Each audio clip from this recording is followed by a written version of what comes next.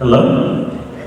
So, I told you I'd get that Isaac Asimov book. And I'm not just bringing that up to be a little nanya. This book brings up a very important proportion in regards to our next speaker and myself. If you go and look at my library, which I obsessively organize with the Dewey Decimal System, the more books that a single author has in any section of my library, the more likely that they were a close and personal friend of the next speaker.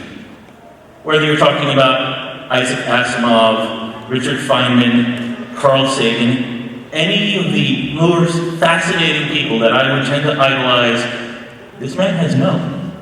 Aside from doing things like busting frauds, escaping out of safes, and at one point being an X-Wing fighter. I really have no idea how he can top that last thing. I am always honored to be able to introduce him. I'm even more honored to be able to talk to him. Ladies and gentlemen, the amazing Randi.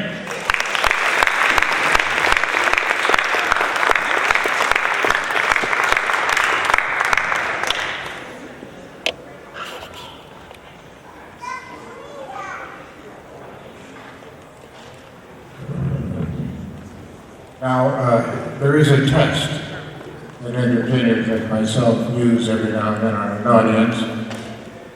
If the applause stops before you reach the top of the stairs, as it just did, and you know that you're in a precarious position and you have to work extra hard to get the attention of the audience.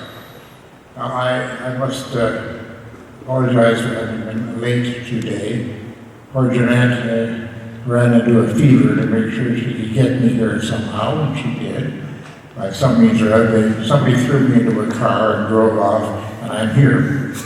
But it's always a pleasure to honor Carl Sagan in person, to honor so many of my friends who knew him and who loved him dearly, because he was a very exclusive character.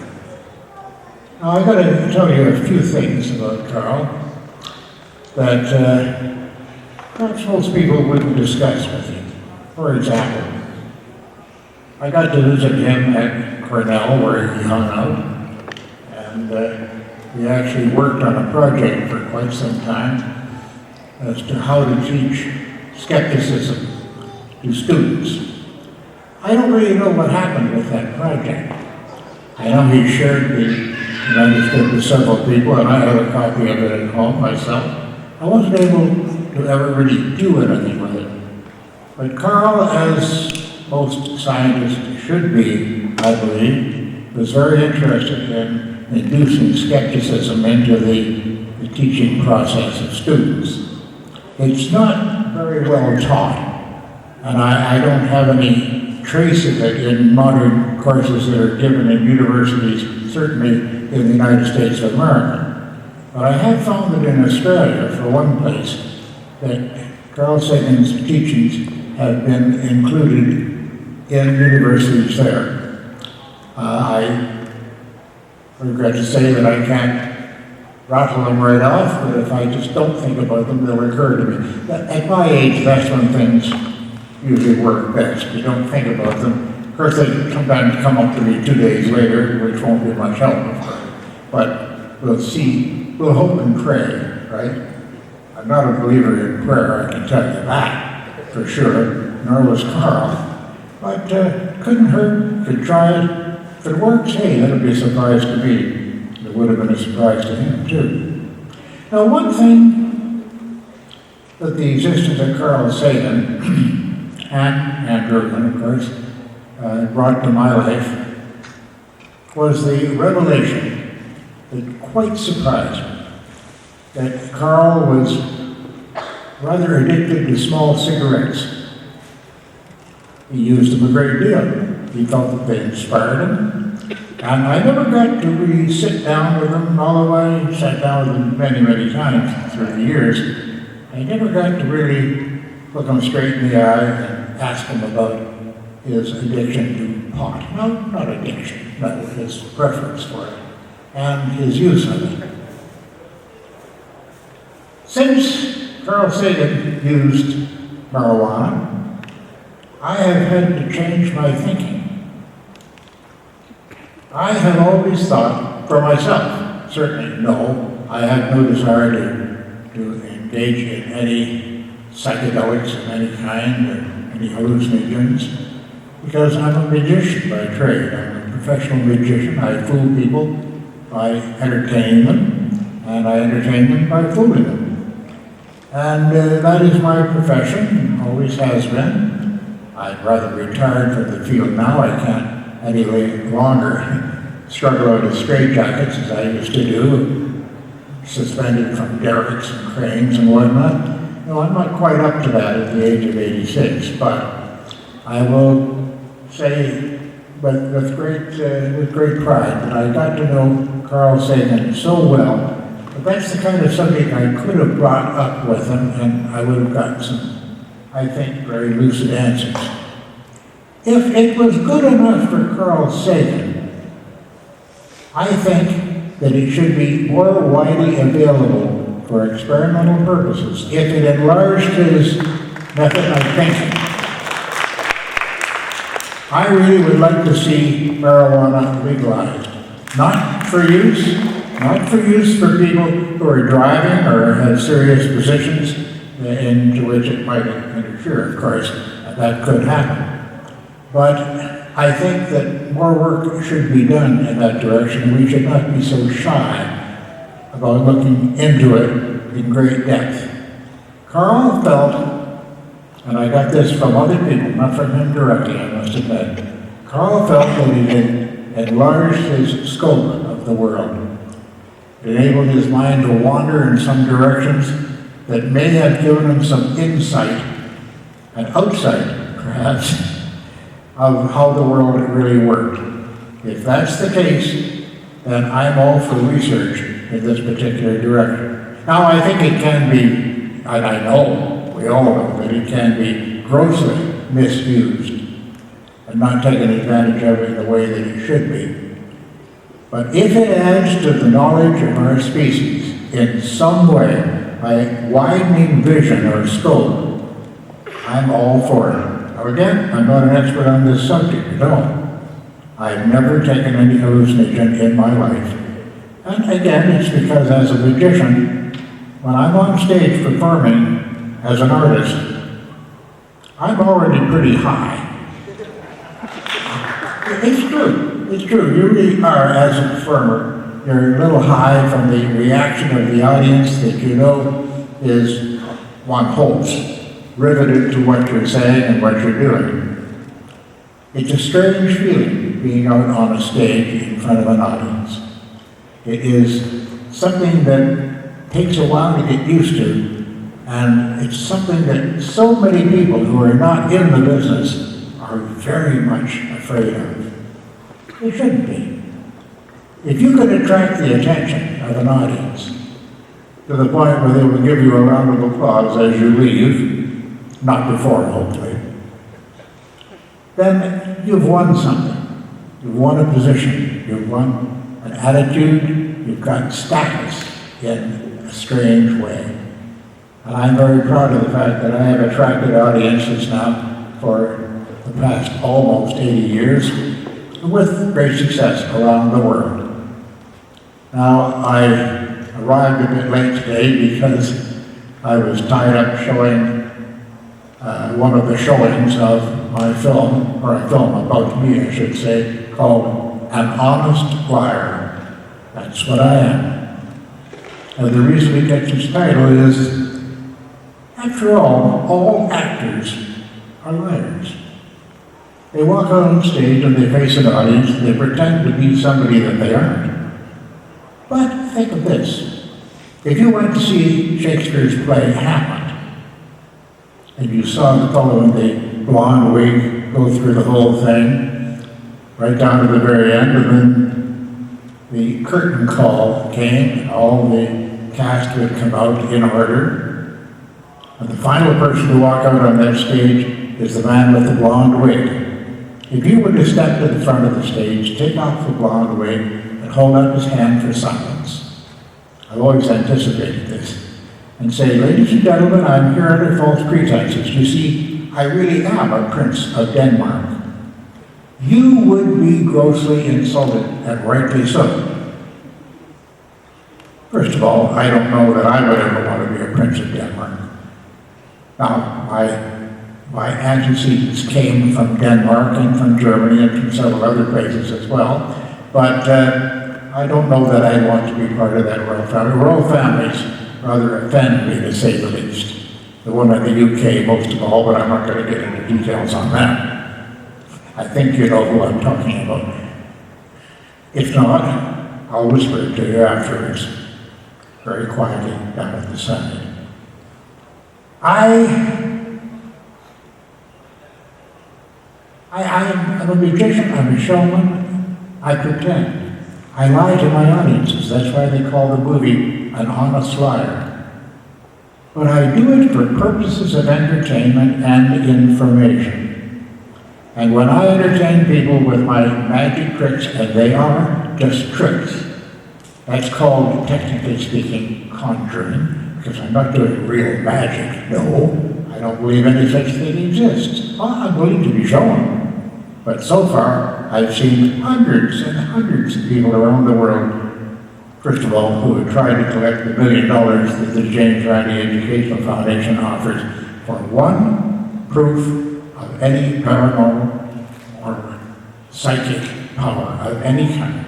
Now you think, hey, since that's been advertised at $1 million prize, isn't there a lineup outside there of so-called psychics or claimed psychics, all lined up in order, waving their fists at me, trying to win the $1 million? No, they're not out there. You don't find them anywhere. Because when people like Uri Geller, for example, Uri Geller is a fake, total fake, liar, fake, cheat, all those things. In other words, he's the same thing that magicians are. But they do it for purposes of entertainment, not he. He says he really has these powers. Or he says he can bend spoons. Now, there's an occupation for him. What do you do for a living? I bend spoons. Why? That's my question. Why? What use is this to our species, that he can bend spoons? Oh, he does it with his mind. That's a different matter altogether. If you were to do that, he would win the $1 million immediately, of course. But I don't see him outside. In fact, I've never seen him outside of here where I've been performing. Now, I would like to just give you a little demo that I do when the movie An Honest Liar shows, because in that movie it shows many aspects of my early life as a magician. And one trick that I made rather famous as a trademark is a very simple one, and I would like to demonstrate it for you here in the audience right now. So I need 2 volunteers, not people that I know, people that I've met before, please. I would like to have 2 strong gentlemen to join me here on the stage. Who are the volunteers? All right, how about you 2 right there? These 2 in the blue shirts, yes. Why not? All right. Right up on the stage here. There they are. Give them a round of applause. Okay, over up the side of you, gentlemen. Now, I'm just going to start talking loudly because I can't carry a microphone with me.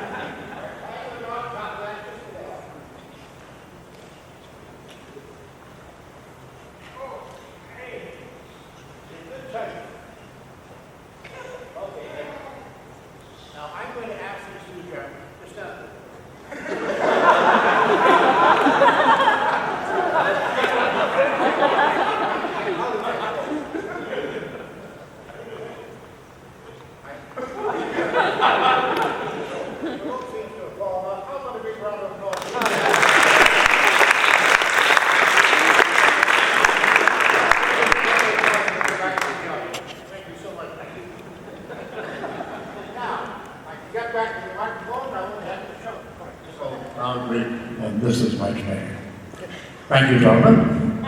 Now, that miracle of the semi-religious nature, as I often refer to it, is a simple manipulation of your senses and of your perception. And the gentleman did try very hard. Oh, look at the pain. Well, not really.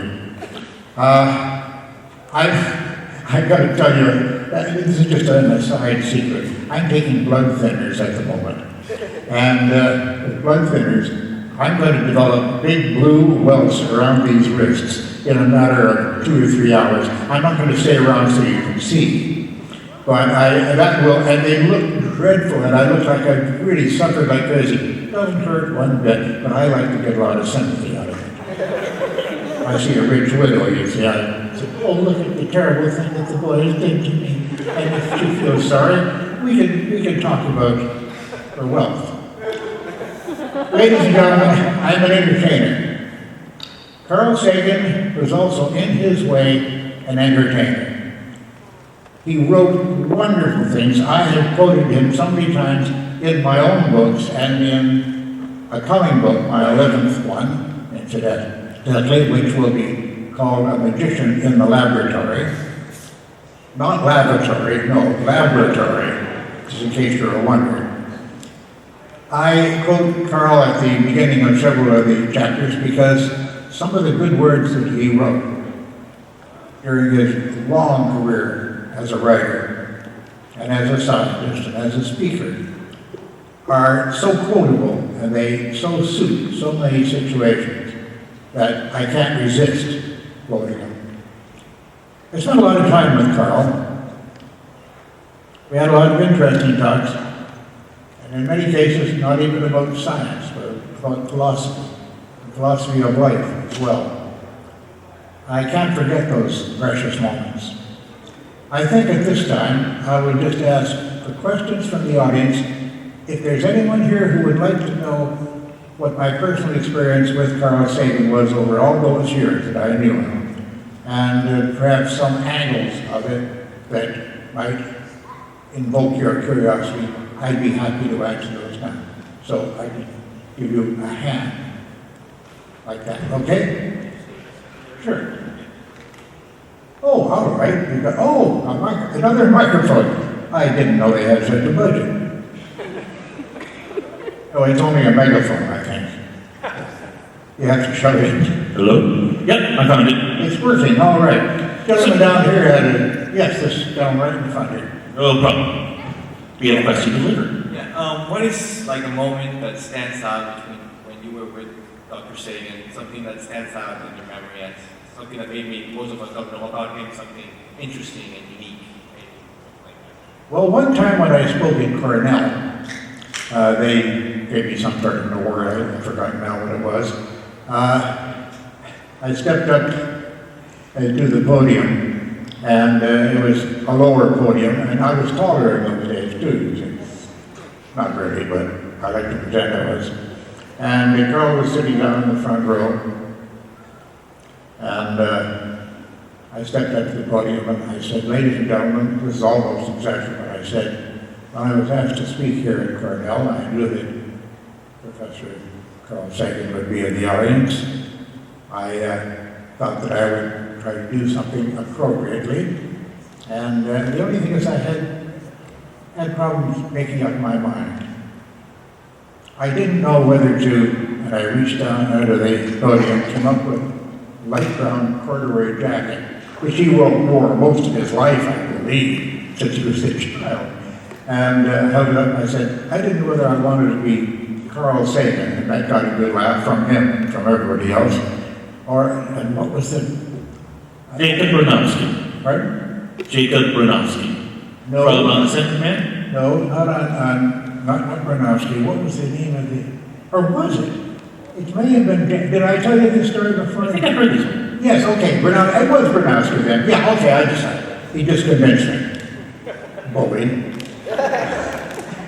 Jacob Bronowski used to appear on television, on PBS a great deal, and his method of speaking was very interesting. It was like this sort of thing. He'd say, once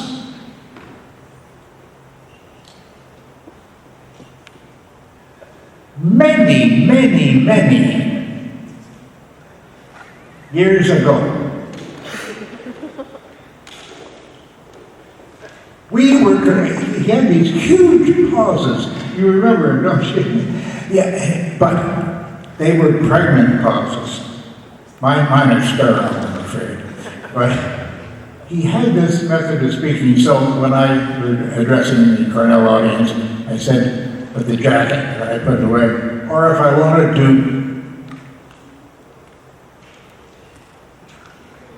address you, and immediately they started to laugh because he was popular on TV at that time. In the same way that Professor Bernowski would. And at that, Carl fell off his chair. He really laughed. He thought that was pretty good. So I made him fall off his chair just once. I was merciful, you see. No, Carl and I had a good working operation, but there are some things that we spoke about, not really private things, but just personal things about our philosophies, respective philosophies about life that really moved me. Because he would take me to his office, he would put his feet up on the desk and he would lean back. I knew I was in for a treat when he did that. And he would share with me some of his personal facts. It never, as I said earlier, it never got around to his use of psychedelics and hallucinogens and whatnot, which I think was minimal. I suspect strongly that it was minimal, and perhaps he used it only enough to get some new insights into the work that he was doing.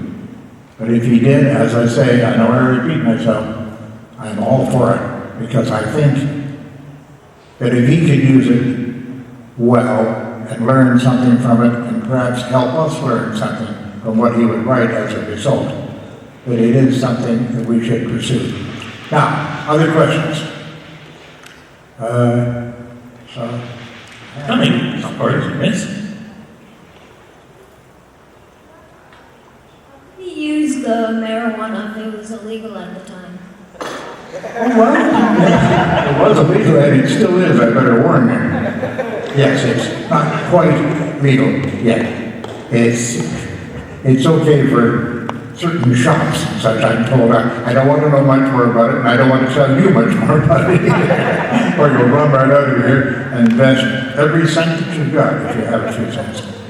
I don't think it should be illegal, and I've already said this to this audience. I think that it has to be used under supervision to a certain extent, yes. Because I don't know that much about it. I really don't know how much control you lose when you're under the influence. But I think that it could be very useful to the thought process. If it was with Carl, then I think that we should all anticipate that for us, it just might bring some sort of revelations, and we can use all the revelations we can get these days, don't you think? Other questions? Yes, gentleman down here. Oh, all right. Go ahead. He asked for much, and did you give much input into his creation of contact? I'm sorry, I didn't hear that. She was wondering whether he asked for any input or you gave any input on the book Contact. Oh, yes, we talked about that. Now that, the book and the movie don't quite agree. Well, that's not unusual at all, is it? I saw The Life of Christ as well, and it didn't certainly agree with the Bible, and the Bible didn't agree with history, but that's okay, let's not get into that. The movie Contact was much more accurate than I had hoped that it would be. As a matter of fact, many people have misinterpreted the story of Contact as if Carl had given up his convictions and had said that there is a heaven and a hell and a few other things like that. But if you read the book carefully and you watch the film carefully, you'll see that they didn't step over the mark. And Anne Durian was one of the producers and betters on that particular film when it was being made. And I think that she would respect Carl's memory, of course, very strongly in that respect. And I think that it would it could serve us all very well, I think, to see Contact again with that kind of attitude in mind, that it was not a religious film at all. Carl couldn't have made a film like that. He certainly could not have. She was wondering about the creative process, like when you knew a lot of authors, so when Carl was brainstorming the book, revising, editing the chapters, for that or anything, did he ever ask you for input? Did you ever give any input? Can you see any of yourself in what Carl put down? Oh, I must admit that I can. I'd like to boast that I could, but no, I don't know that we discussed that very much. I got a bad copy of Contact, by the way. Boy, did I complain about that. It had double the pages in it. Inside, so that makes very confusing reading. I'm sure I just read this, you know, but I think when you see the pages are done. Yeah, they sent me another copy of it, though. I should have kept the original and put it on my shelf and let somebody steal it. Yeah, that could happen. No, I don't know that I don't recall that we did talk about the contents of Contact. I don't know whether it was written by well, it was quite a period of time that I knew Carl, of course. Yes, I'm sure that after it had been written, he could have shared some of that with me, but I don't recall that we did really. No. There was yes. Do you have any idea what his influences were, his heroes, who he admired at that time? Oh, we mentioned so many people. Yeah. We had people like Richard Feynman, for example. He was a great admirer of Richard Feynman. Though he had differences with him on certain things. Maybe Richard's lifestyle, which is a little bit hippie, I should say, rather than him. He sort of disagreed with that in some respects. But Richard Feynman, there's another person that I miss. Oh my goodness, they're all dying. Can't have that. Preserve them in alcohol or something. But no, Richard Feynman was a great influence on him, and I don't know that they ever really got together and had a long philosophical talk. I would like to have listened in on that. Oh, that would have been a circus of some kind, I'm sure. But no, these people that I miss, yes, well, there may be an afterlife. In that case, we'll get together. But don't wait for a bulletin to arrive. So, yes, question.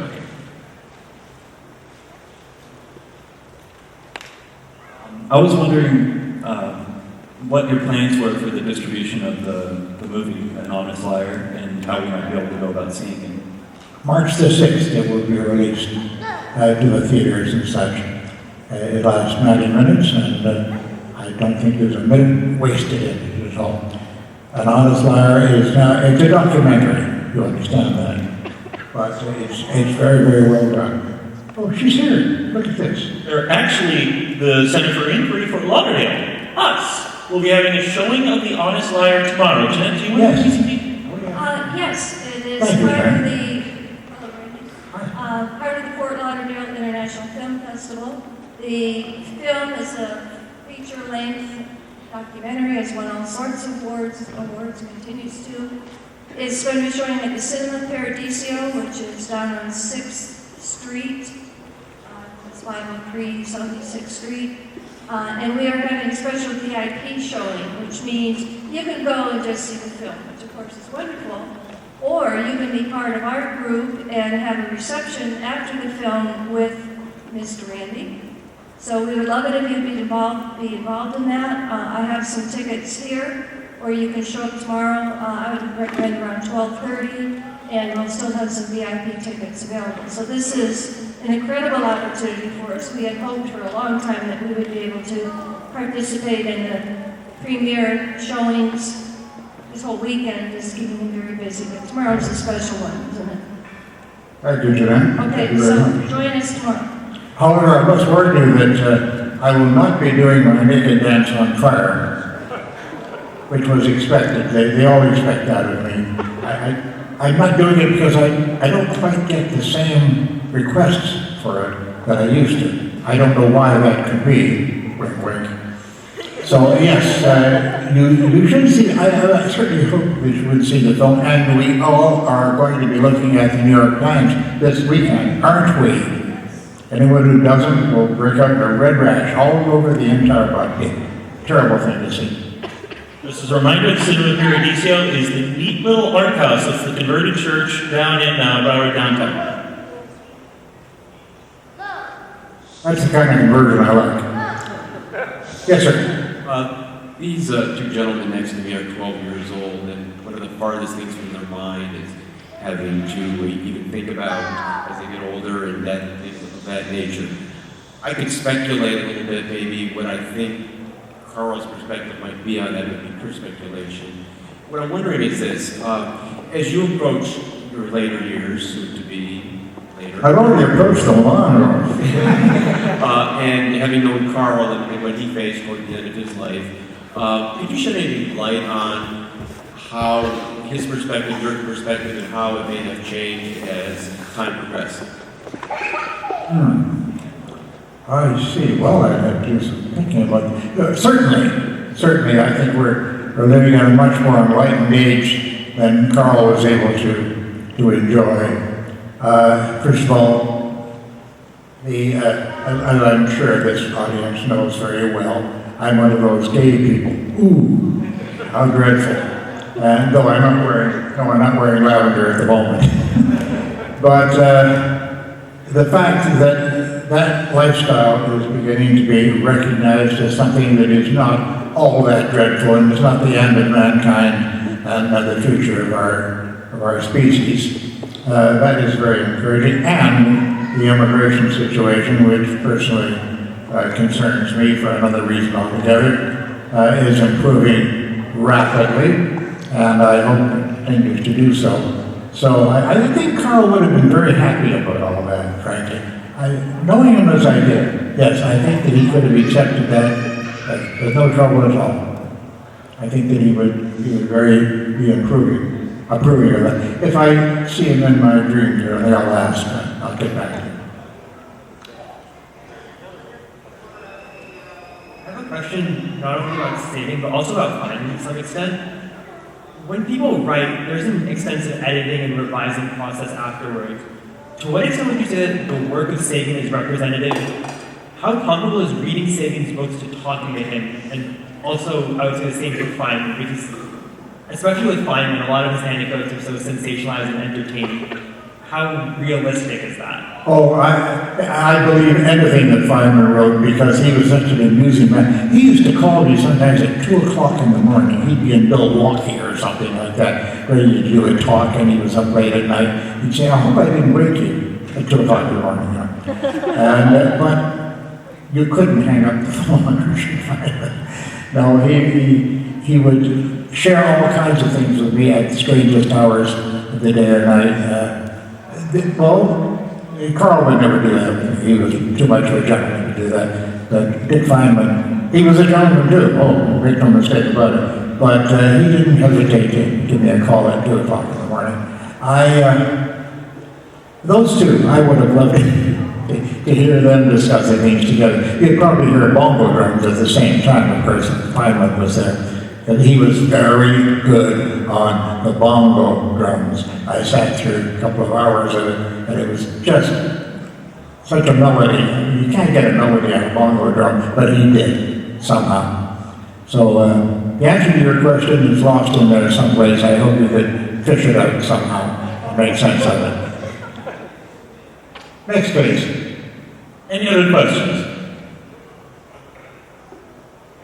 Okay. A slow hand was raised there. When they raise their hand like this, I'm always a little worried. Like, what's good? This is totally like off topic, but I was wondering, can you hypnotize people? I'm sorry, I wasn't hearing that, sir. He was wondering if you possess the powers of hypnosis. Can you hypnotize people? I don't believe there is such a thing as hypnosis. I think that hypnosis, or hypnotism, if you will, is an agreement between the subject and the operator that they're going to fantasize. Now, I have done a hip act in the past, that's the way it's referred to in show business. I did because when the search for Broward Murphy came along, you may remember that book, It supposedly proved that hypnotism worked and that you could retrace your former lives and all that nonsense. And I was called upon by my agent, and he said, "Can you do a hip back?" I said, "Can I do a hip back?" I couldn't do a hip back, I had no idea how to do it, but I lied to him, and he hired me for the purpose. Now, I had worked with the great Morton, who was a gentleman from New Zealand who then lived in Australia for the rest of his life. He was a hypnotist. He called himself the world's greatest hypnotist, and he could safely say that because nobody else had taken the title yet. And he was good. He was very good at what he did. He had studied other hip acts on stage and knew what their gimmicks were as to how they would select the people who would stay on the stage and go through all the actions with him. He was very, very good, and I took lessons from him just by observing him. I was his opening act for several years. And Bob Morton, Tex Morton as they called him, was very, very good at this, so I had learned how to do the act. But when I went into theaters and started to do it myself, and I did for a good 10 months perhaps, during the search for Randi Murphy fame and publicity that was being issued at the time, I found the kids, particularly the males, young males, would come to me afterwards in the dressing room and say, "Oh, my girlfriend thinks I'm a giant now. It's wonderful. Yeah, oh boy." And they would think, "I'm going to make out tonight." "Oh yeah, no question, no question." They were play acting on the stage and enjoying it. They were having a wonderful time. I don't think they believed for one moment that they were hypnotized at all. And I have offered the JREF $1 million prize for anyone who can prove to me that they can do an act like that and actually put somebody in a trance of any kind. They have to define it in advance and do things like that. But I don't believe that hypnotism is a reality at all. That's my personal belief. I'm willing to be talked out of it, and there's a $1 million prize waiting, so. Okay, we have another question. What about hypnotism medicinally rather than for entertainment? Hypnotism what? Do you have any opinion on the use of hypnotism for medicinal purposes? Well, of course, yes, this is strange that I say I don't believe in it, that I say yes, there is a use for it. If it relaxes people to the point where they believe that they can be hypnotized, to be made to tell their secrets and such, and their real attitudes about life, for some people that could be very useful, I believe. And now I'm not a psychologist, so I don't really know. I'm not speaking from a point of view of expertise here at all. But I believe that it could be a good introductory way to get people to begin talking about themselves and realizing what they're really all about. And that's very important for people to realize that, I believe.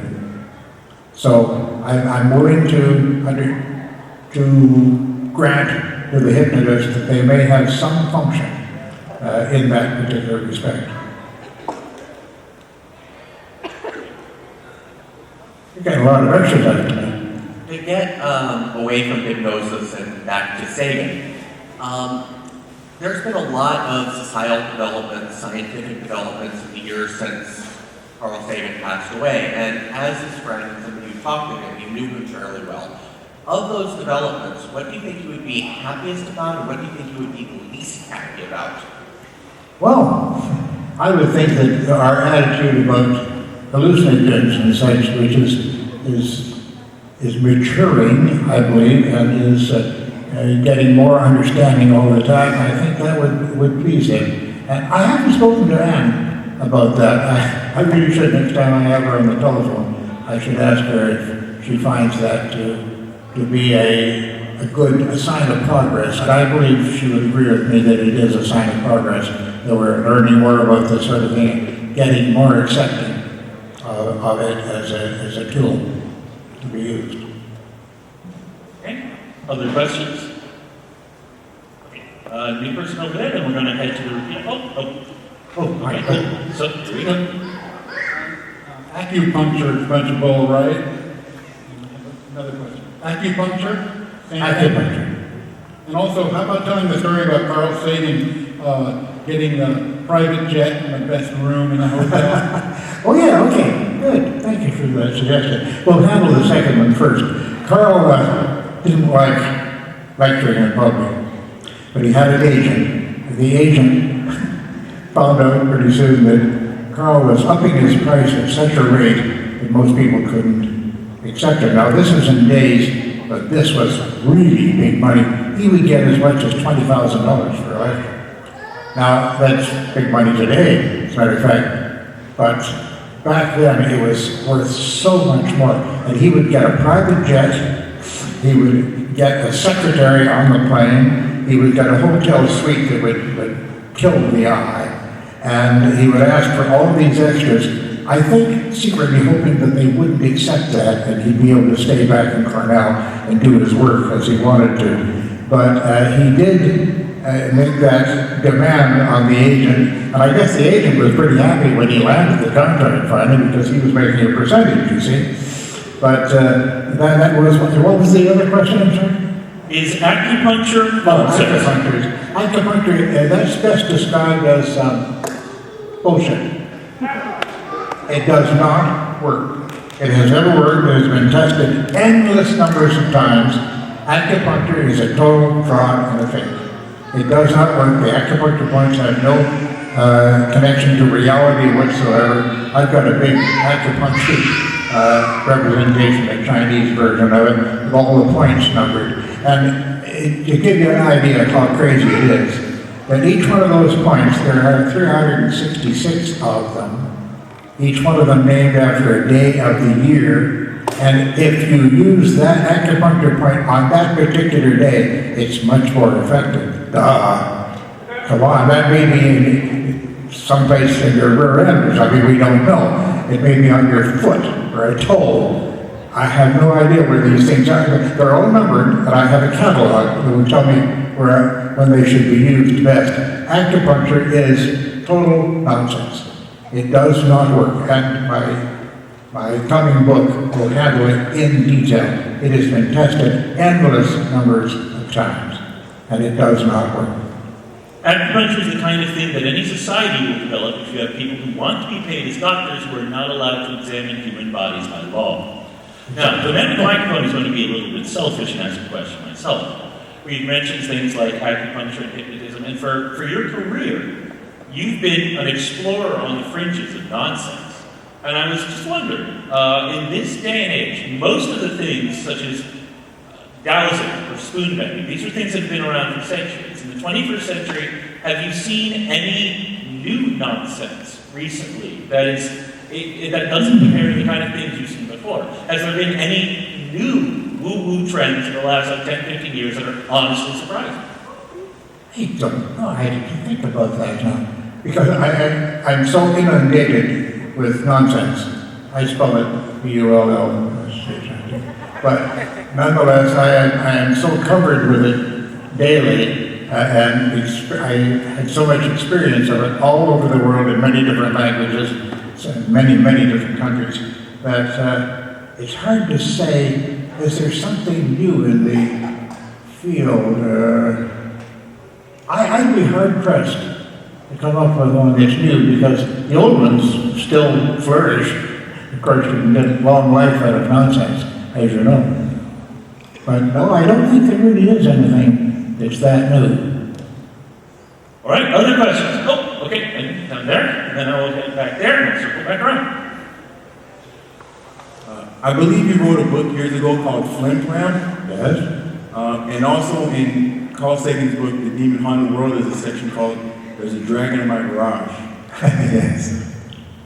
If you know anything about the chapter, There's a Dragon in My Garage, how did you feel about it when you kind of went over the ideas that he put down in the book? That's it. It's an excellent question, sir, but I don't have an answer for you. I'm very sorry. I am not all that familiar with the dragon in the garage idea. I remember I read it years ago, and my recollection of it is very fuzzy. I know that at Carl Sagan Day we've often had a dragon garage on show. It's out there last today. year. Pardon? It is out there today. It is? Oh, I'll have to go and see it. Is the dragon home? I assume so. Oh, okay, good. Well, if he breathes fire on me, there's going to be trouble. Going to be trouble. I warn you. First of all, I want to say thank you for all you've done throughout the years. Wow, incredible. But the question is, how would you like to best be remembered? Like an investigator, educator, debunker? Now, I don't accept the term debunker. Let me tell you why. If I were to say that I was a debunker, it would mean that I've already made up my mind. Here's something that's not true, and I'm going to show you it's not true. I can't afford that. Now, I'm not a scientist, but I try to have a scientific point of view. The scientific point of view would be, I don't know, but let's find out. And that's exactly what my attitude is. Now, I know that acupuncture doesn't work. I've been to acupuncture clinics in China, and I've seen them lots of busted and the whole thing. And I've talked with the so-called scientists there who are educated in most cases in the United States, and they have confided in me saying, no, it doesn't work. But we have so many medical problems that people come to us with, sore hip or something, and we give them the needles, and they know that it's Chinese what we're doing, so they feel much better. It's all a psychological effect. And they confided in me to that extent, but they hoped that I wouldn't carry it out and tell it to the rest of the world, as I'm doing right now, as a matter of fact. So, no. But I'm very concerned about the acupuncture thing, by the way, because many people do depend on it. Their acupuncture business is set up all over the place, and they can be dangerous, for one thing, though not if a certain modicum of care is taken, of course, for sterility and such. But they just don't work. They simply don't work, and people pay very big sums of money to have them administered. Very big sums. All right, do we have any other questions? Priority is given to those who have not yet asked. So I will take the lady over here, and then I will take the lady to rows ahead, and I will take that gentleman, and I'll make my way back to you. And possibly adapt that schedule if other questions pop up. People that practice Reiki and practice acupuncture and crystals and numerology and psychics, then why are they doing it? I mean, do they really believe it works, or are they just trying to get our money? Well, look at it this way. Many people say to me, oh, I guess they just like to believe in these things. I disagree. They need to believe in these things in many cases, yes. Reiki is a perfect example. Mehmet Oz, who is a cardiac surgeon, I believe that, and he's good at it. He's won all kinds of awards for it and such. I would trust my heart to him. Well, maybe not. But no, I met Mehmet Oz some years ago. He has a television program, as you know, I'm sure. And Oprah Winfrey just bought it for him because she buys and accepts anything that sounds good at the moment, and she's got the money, she can afford to do it. So she bought him a program. And Mehmet Oz, as a cardiac physician, as I say, is renowned in the field. But when it comes, his wife is a Reiki master, for one thing.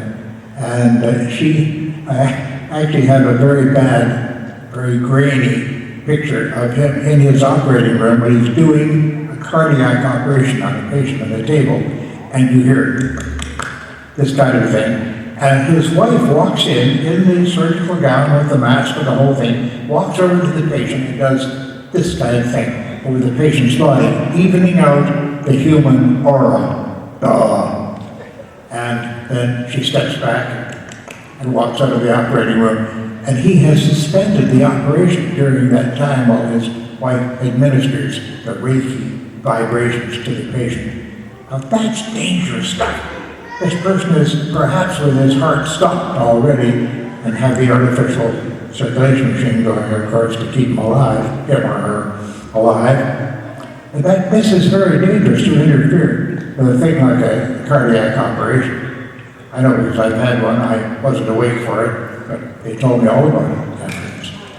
So I think this is very reprehensible with this kind of thing. But people do need to believe in it. They really need to have something woo-woo going for them. Woo-woo is spelled W-O-O-W-O-O, just in case you wondered. I'm trying to get it into Webster's. That's why I repeat it very frequently. Woo, woo, woo, woo. So there. Well, if you saw Now You See It, about the depiction of you. Did you see the movie Now You See It? And if so, how did you feel about the depiction of you in Now You See It? I did not see it, no, but I've been told that I should. I'm very sorry. I wish I had seen it now, but I will eventually, one of these days. And I am in there, am I? Do I do well? She says it seems pretty clear that one of the characters is based on you. Possibly also, I know there was another movie where they got, was it Jodie Foster? It was, I think it was called Red Lights, where I think it was Robert De Niro was the second. Did you see that? Yeah, I saw the Robert De Niro film, yeah. Yeah, I think that was very much based, well, one of the characters is based on me in there. I won't specify which one, I'll let you go and see the movie yourself. Okay. But, Okay, so in that case, we'll head over here, and then I'll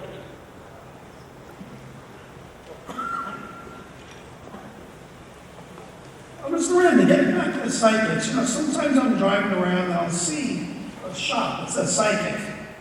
How do they get licenses to operate? It's obviously a fraud. I never got that.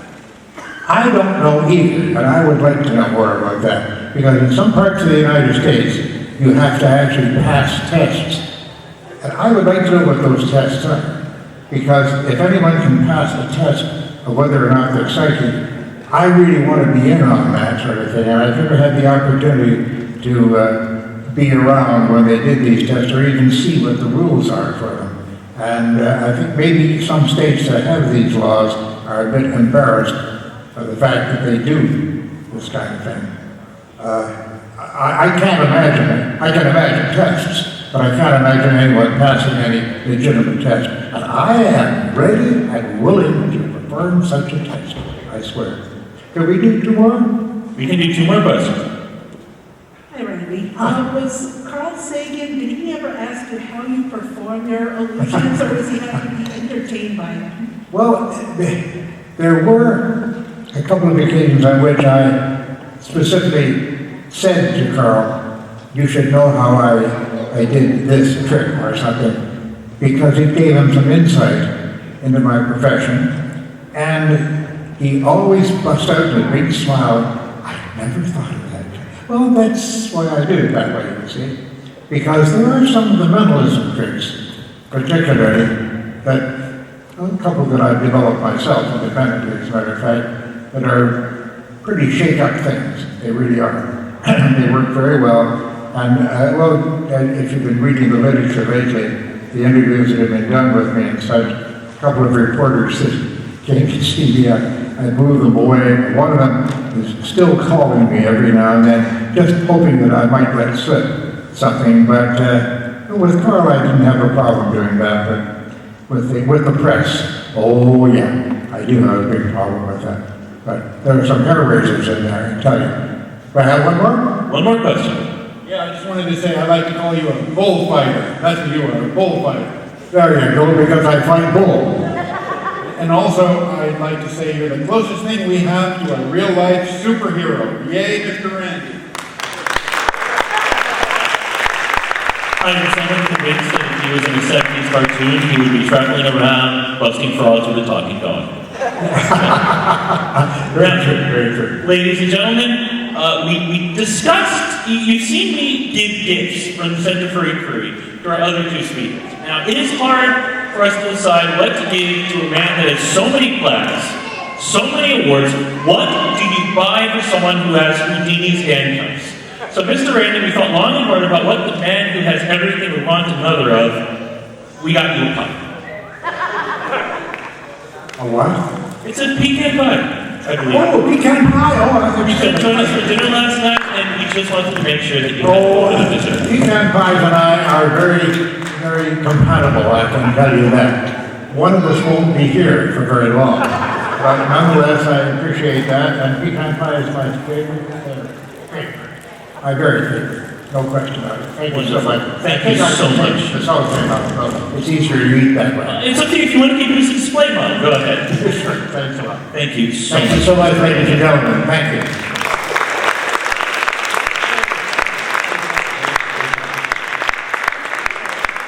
And you need to roll. information about Mr. Randi's adventures against those who prey on our minds and our wallets can be found at jref.org. I know as a teacher, he has many amazing lesson plans on there, which allow me to show my students how to fight nonsense. And the JREF has been a supporter of Carl Sagan Day since its inception. We asked Mr. Randi if there was any way that he could help us in the first one, and he said, "What time do you need me to talk?" And let's have another hand, because we can't.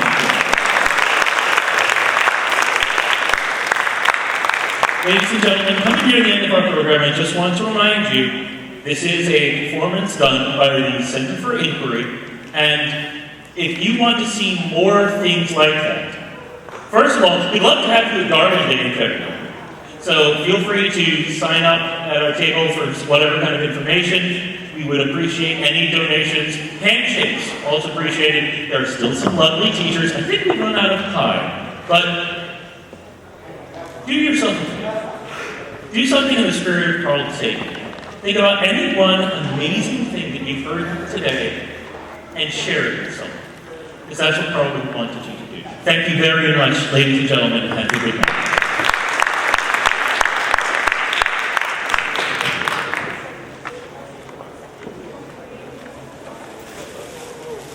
Oh, and we would also love some memberships. If you want to be a part of this organization, we'd love to have you.